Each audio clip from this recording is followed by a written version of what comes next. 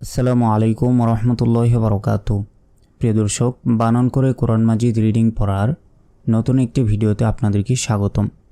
আজকে আমাদের হচ্ছে 2 নম্বর ক্লাস। আমরা সূরা বাকারার একদম শুরু থেকে পড়ছি। ধারাবাহিকভাবে প্রত্যেক দিন এই ভিডিওগুলো আপনারা পেয়ে যাবেন। তাই অবশ্যই যারা কোরআন শিখতে চান তারা আমাদের চ্যানেলটি সাবস্ক্রাইব করে পাশে থাকা বেল আইকনে ক্লিক করে নোটিফিকেশন অল করে রাখবেন এবং ভিডিওটিতে সবাই এক্ষুনি একটি লাইক করবেন। প্রিয় দর্শক, আমরা প্রথম পর্বে সূরা বাকারার 1 থেকে 4 নম্বর আয়াত পর্যন্ত সহিষ্ণুভাবে শেখার চেষ্টা করেছি। তো আজকে আমরা সূরা বাকারার 5 নম্বর আয়াত থেকে আপনাদেরকে সহিষ্ণুভাবে শেখানোর চেষ্টা করব।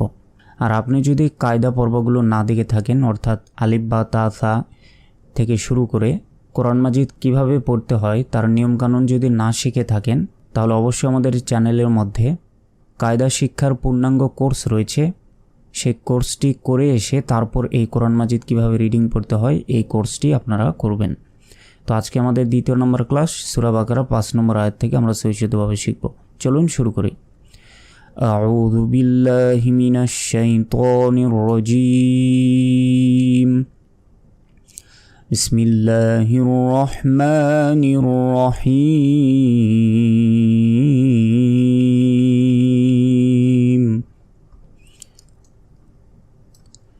উলাইকা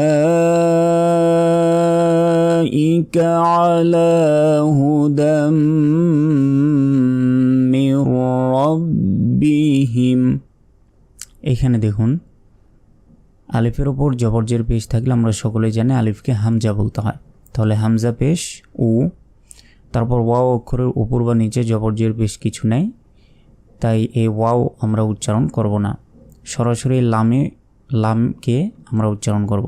দেখুন, লামের উপর খাড়া জবর রয়েছে, তো লাম খাড়া জবর লা, এক আলিফ টান হয়, কিন্তু এর উপর দেখুন মোটা চিহ্ন রয়েছে, যে মোটা চিহ্ন, এই মোটা চিহ্ন থাকার কারণে এখানে 4 সেকেন্ড টেনে পড়তে হবে। তাহলে লাম খাড়া জবর লা, হামজাজের ই, এই দেখুন গোল হামজা, হামজাজের ই, কাব জবর কা, উলাইকা, আইন জবর আ, লাম খাড়া জবর লা, খাড়া জবর খারাজের উল্টা পেশ থাকলে 1 সেকেন্ড করে টেনে পড়তে হয়।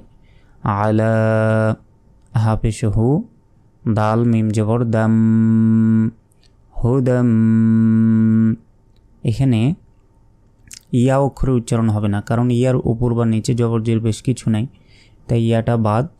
আর দাল গিয়ে সরাসরি এই তাজদিদ যুক্ত মিমকে ধরবে, কারণ এই মিম অক্ষরের উপর তাজদিদ আছে।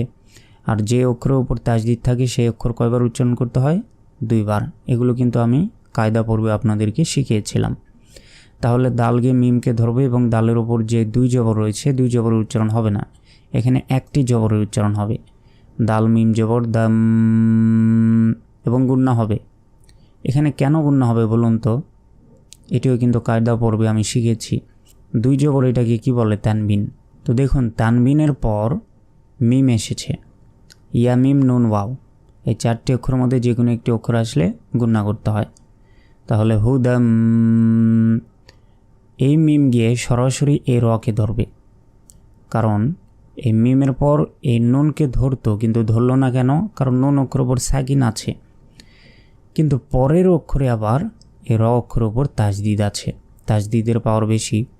তো তাজদিদ যদি কোনো অক্ষর উপর থাকে এবং তার আগে যদি এরকম সাকিনযুক্ত কোনো অক্ষর থাকে, সেই সাকিনযুক্ত অক্ষরকে বাদ দিয়ে তাজদিদ যুক্ত অক্ষরকে ধরতে হবে, ধরে উচ্চারণ করতে হবে। তাহলে মিম রজের মির, তারপর র গিয়ে আবার এই বাকে ধরবে, এই দেখুন নোক্তাওয়ালা, এটা হচ্ছে বা, এই র গিয়ে আবার বাকে ধরবে। কেন? কারণ বার উপরও আবার তাজদিদ, তাহলে বাও আবার 2 বার উচ্চারণ হবে। আবার দেখুন, মিম রজের মির, র বাজবর রব, বাজের বি, মির রব্বি, হা মিমজের হিম, মির রব্বি হিম। উলাইকা আলা হুদাম মির রাব্বিহিম। তারপর ওয়াও জবর ওয়া, হামজা পেশ উ, ওয়া উ, এই ওয়াও অক্ষর উচ্চারণ হবে না, এর উপর জবরজের বেশ কিছু নাই। তাহলে লাম খারা জবর লা, 4 সেকেন্ড টান হবে, উপরে মোটা চিহ্ন আছে। হামজা জের ই, কাব জবর কা, ওয়া উলাইকা। হা পেশ হু, মিম লাম পেশ মল, হুমুল। মিম ফা পেশ মফ, লাম জেল্লি, হাওয়া পেশ হু, নুন জবর না, মুফলিহুনা। এখানে যদি আমরা থামি, এই দেখুন গোল চিহ্ন ওয়াকফ রয়েছে, এখানে থামলে শেষ অক্ষরে মনে মনে একটি সাকিন ধরে উচ্চারণ করতে হবে। মনে করুন এখানে আমরা থামব, তাহলে নুনের উপর একটি সাকিন দিয়ে উচ্চারণ করতে হবে, তখন উচ্চারণ হবে হুন। 3 সেকেন্ড টান হবে এখানে। কেন বলুন তো? যদি থামি তাহলে 3 সেকেন্ড টান হবে কেন? কারণ মাদের অক্ষর 3টি, মাদের অক্ষর 3টি, আলিফ ওয়া ইয়া। তো মাদের অক্ষরের পরের অক্ষর যদি আমরা এখানে থামি, তাহলে এখানে 3 আলিফ টেনে পড়তে হয় বা 3 সেকেন্ড টেনে পড়তে হয়। এটাকে কি বলে? এটাকে বলা হয় মধ্যে আরবি। এটাও কিন্তু আমরা কায়দা পর্বে শিখেছিলাম। তাহলে মুফলিহুন। আর যদি এখানে না থামি, তাহলে এখানে এক আলিফ টান হবে। দেখুন হাওয়া পেশ হু, এক আলিফ টান হবে। কেন? পেশের বাম পাশে ওয়াও সাকিন আছে, তারপর নুন জবর না, মুফলিহুনা, হামজা নুন জের ইন, নুন লাম জবর নাল, ইন্নাল। তাহলে মুফলিহুনা ইন্নাল, এভাবে পড়ে যেতে হবে। অর্থাৎ না থামলে 1 সেকেন্ড টান হবে, আর যদি থামি বা ওয়াকফ করি তাহলে এখানে 3 সেকেন্ড টান হবে। মধ্যে আরবির নিয়মে এখানে পড়তে হবে এবং শেষ অক্ষরে সাকিন দিতে হবে। তো দেখুন আস্তে আস্তে ভিডিওগুলো দেখুন, ইনশাল্লাহ আপনারা যে ভয় পাচ্ছেন অনেকে হয়তোবা, ভয় পাওয়ার কিচ্ছু নেই, আপনারা সহি শুদ্ধভাবে কোরআন মাজিদটা শিখতে পারবেন। তাই অবশ্যই প্রত্যেক দিন আমাদের এই যে ধারাবাহিক পর্বগুলো হচ্ছে প্রত্যেক দিন করবেন, তাহলে ইনশাল্লাহ সহি শুদ্ধভাবে কোরআন মাজিদ শিখতে পারবেন। আর প্রতিদিন এই ভিডিওগুলো চান কিনা অবশ্যই আমাকে কমেন্ট বক্সে জানাবেন। আর আপনারা যদি কোনো কিছু বুঝতে অসুবিধা হয় সেক্ষেত্রে কমেন্ট করবেন, আমি আপনাদেরকে বুঝিয়ে দেওয়ার চেষ্টা করব। তাহলে এই আয়াতটা হচ্ছে ওয়াউলাইকা হুমুল মুফলিহুন।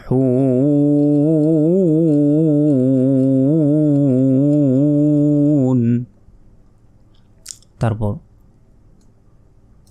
হামজা নুন জের ইন। আমরা সকলে জানি নুন অথবা মিম অক্ষরের উপর তাজদিদ থাকলে কি করতে হয়? গুন্না করতে হয়। এটাকে ওয়াজিব গুন্না বলে। তাহলে হামজা নুন জের ইন, একবার উচ্চারণ, নুনকে একবার উচ্চারণ করলাম, তারপর আর একবার উচ্চারণ হবে। নুন লাম জবর নাল, নুন 2 বার উচ্চারণ হবে। কেন বলুন তো? তাজদিদ আছে। তাজদিদ যে অক্ষর উপর থাকে সে অক্ষর কয়বার উচ্চারণ করতে হয়? 2 বার। আর সাকিন থাকলে একবার। তাহলে হামজা নুন জের ইন, নুন গিয়ে সরাসরি লামকে ধরবে। নুন লাম জবর নাল, লাম জবর লা, ইন্নাল্লাহ, জালিয়া যে রি, 1 সেকেন্ড টান হবে। জেরের বাম পাশে ইয়া সেকেন্ড আছে, তাই 1 আলিফ টান হবে, 1 সেকেন্ড টান হবে। নুন জবর না, ইন্নাল্লাযীনা, কাব জবর কা, ফা জবর ফা, র পেশ রু, কাফারু, এখানেও 1 সেকেন্ড টান হবে। পেশের বাম পাশে ওয়াও সেকেন্ড আছে। কাফারু, সিন জবর সা, ওয়াও আলিফ জবর ওয়া, 4 সেকেন্ড টান, উপরে মোটা চিহ্ন আছে তাই।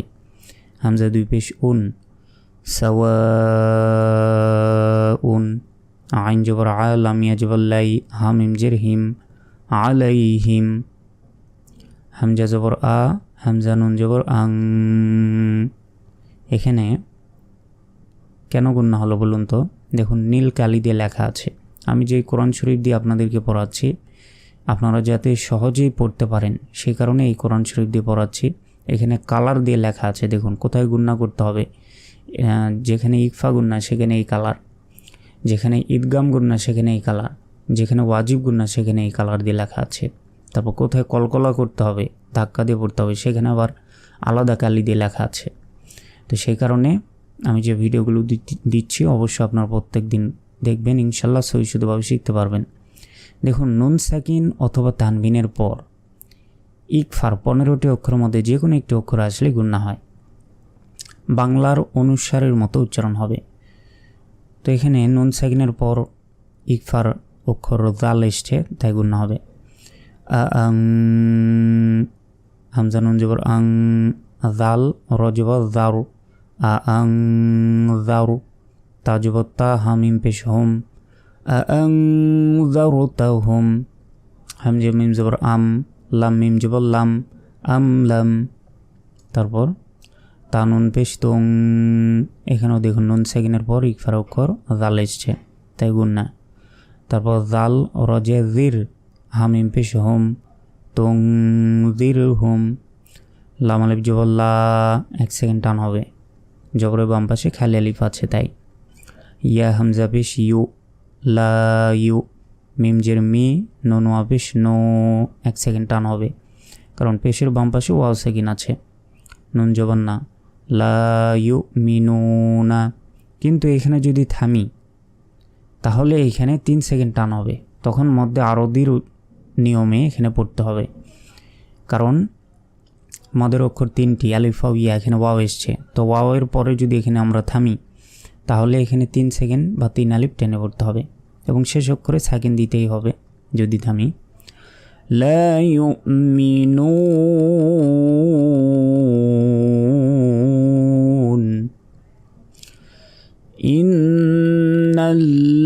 ইন্নাল্লাযীনা কাফারু সাওয়াউন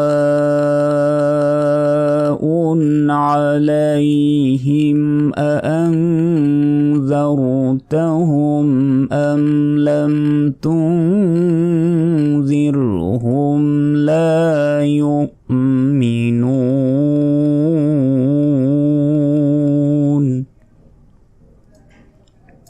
তারপর খ জবর খ, তা জবর তা, মিম লাম জবর মাল, খতামাল, লাম খারা জবর ল, আবেশ হু, খতামাল্লাহু।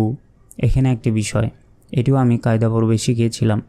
দেখুন এটা হচ্ছে আল্লাহ শব্দ, তো আল্লাহ শব্দের ডান পাশে জবর যদি থাকে তাহলে জবর অথবা পেশ থাকলে, আল্লাহ শব্দের ডান পাশে জবর অথবা পেশ থাকলে এই লাম খারা জবর লা না বলে ল বলতে হয়।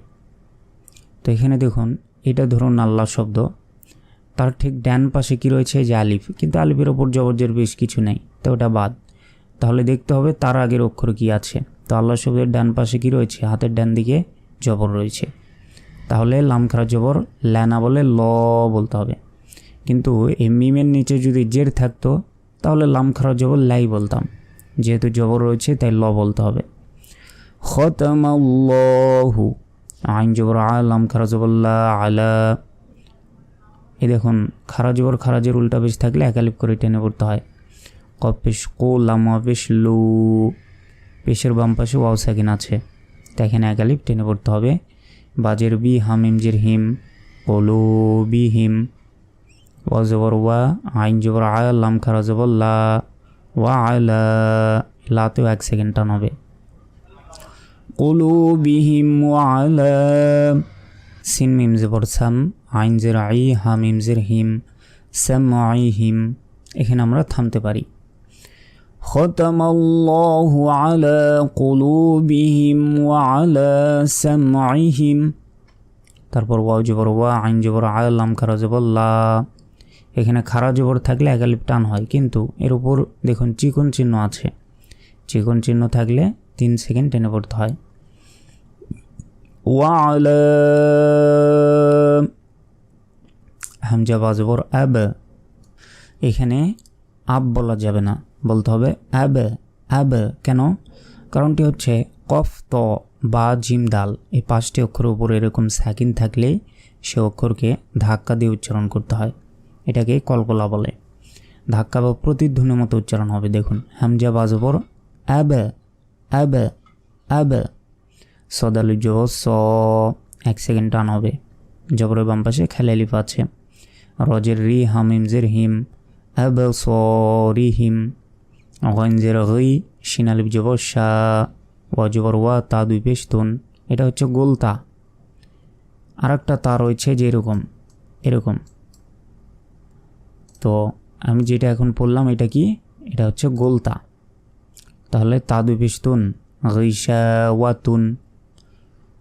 কিন্তু এই দেখুন ছোট্ট একটি যা রয়েছে, এখানে আমরা থামতে পারি। মনে করুন এটা ওয়াকফ, তো এখানে যদি থামি তাহলে গোলতার উচ্চারণ হবে না, এখানে ছোট হার উচ্চারণ হবে, অর্থাৎ এই যে এই হার উপর যে 2 নোক্তা দেওয়া হয়েছে, এই হার উপর 2 নোক্তা বা 2 ফোঁটা দেওয়ার কারণেই কিন্তু এটাকে আমরা গোলতা বলছি।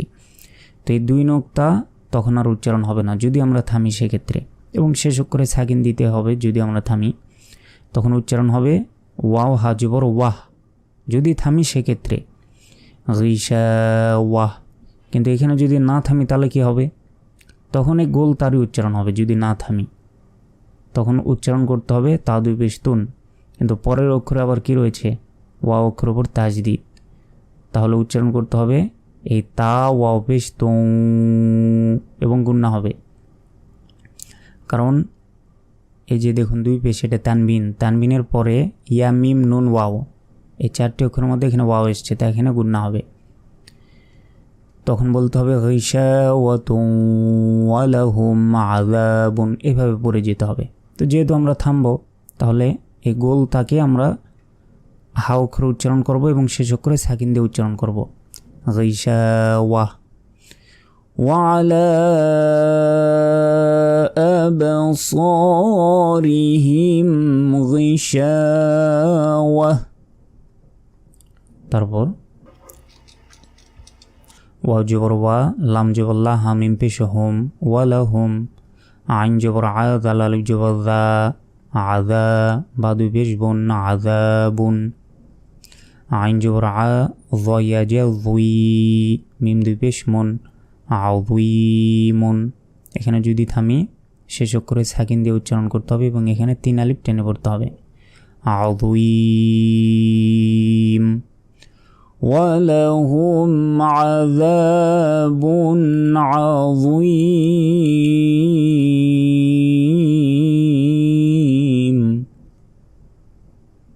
ওয়া জবর ওয়া, মিম জের মি, নুন নুন জবর নান, ওয়া মিনান। এখানে দেখুন নুন অক্ষর উপর তাজদিদ, তো নুন অক্ষর উপর তাজদিদ থাকলে ওয়াজিব গুন্না হয়, মানে গুন্না করতে হবে। ওয়া মিনান, নুন আলিফ জবর না, এক আলিফ টান হবে, জবরের বাম পাশে খালি আলিফ আছে, সিন যে সি। ওয়া মিনান নাসি, মিম যে সরাসরি ইয়া কি ধরবে, কারণ ইয়া অক্ষর উপর তাজদিদ। তো আমরা সবাই জানি নুন সাকিন অথবা তানমিনের পর ইয়া মিম নুন ওয়াও, এই 4টি অক্ষরের মধ্যে যে কোনো একটি অক্ষর আসলে গুন্না সহ মিলিয়ে পড়তে হয়। তো এখানে উচ্চারণ হবে মিম ইয়া জবর মাই, গুন্না হবে। ইয়া জবর ইয়া, কফ ওয়া পেশ কো, এক আলিফ টান হবে, পেশের বাম পাশে ওয়াও সাকিন আছে, এক আলিফ টান, লাম পেশ লু, মাই ইয়াকুলু, হামজা খারা জবর আ, মিম নুন জবর মান, গুন্না। এখানেও নুন অক্ষর উপর তাজদিদ, ওয়াজিব গুন্না। নুন আলিফ জবর না, আমান্না, বালাম জের বিল, লাম খারা জবর লা, হাজির হি, বিল্লাহি, ওয়া জবর ওয়া। এখানে দেখুন আল্লাহ শব্দ, দেখুন আল্লাহ শব্দের ডান পাশে কি রয়েছে, জের রয়েছে, তাই লাম খারা জবর লাই বললাম, কিন্তু বার এখানে যদি জবর অথবা পেশ থাকতো তাহলে লাম খারা জবর ল বলতাম, জের আছে তাই লাই বলেছি। বিল্লাহি, ওয়াও জবর ওয়া, বা লামজের বিল, ওয়া বিল, ইয়া ওয়া জবর ইয়াও, মিম লামজের মিল, ইয়াও মিল, হামজা খারা জবর আ, এক আলিফ টান হবে, খজের খি, রজের রি, আখিরি, ওয়া জবর ওয়া, মিম আলিফ জবর মা, ওয়া মা, হা মিম পেশ হুম, গুন্না হবে। মিম সাকিনের পর বা এসছে, মিম সাকিনের পর বা আসার কারণে এখানে গুন্না হবে। ওয়া মা হুম,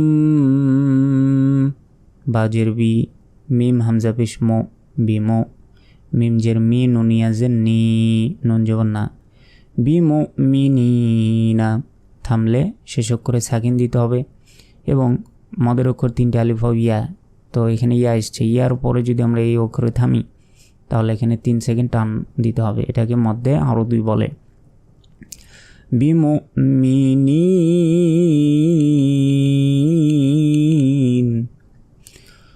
ومن الناس من يقول آمنا بالله وباليوم الآخر الآخر وما هم بمؤمنين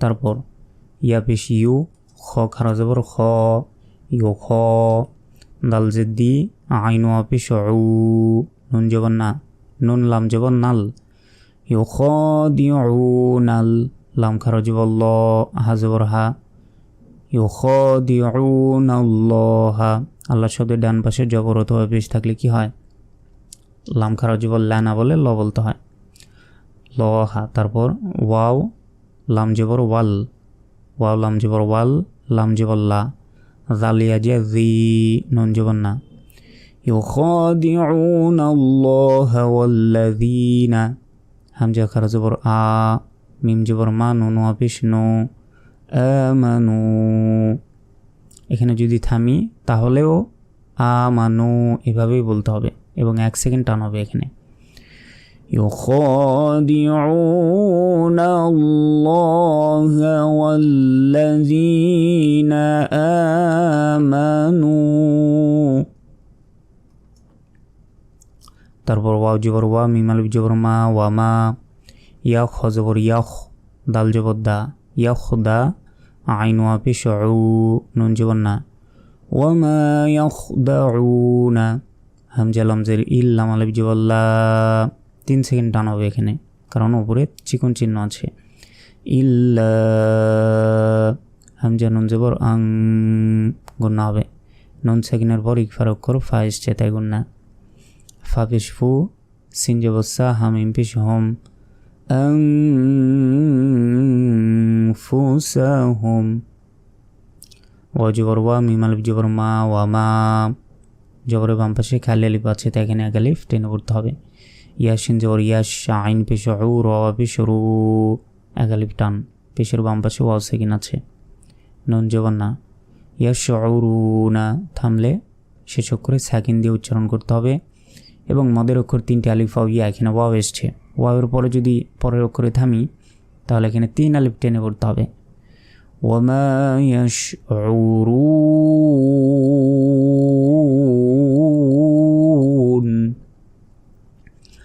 وما يخدعون إلا أنفسهم وما يشعرون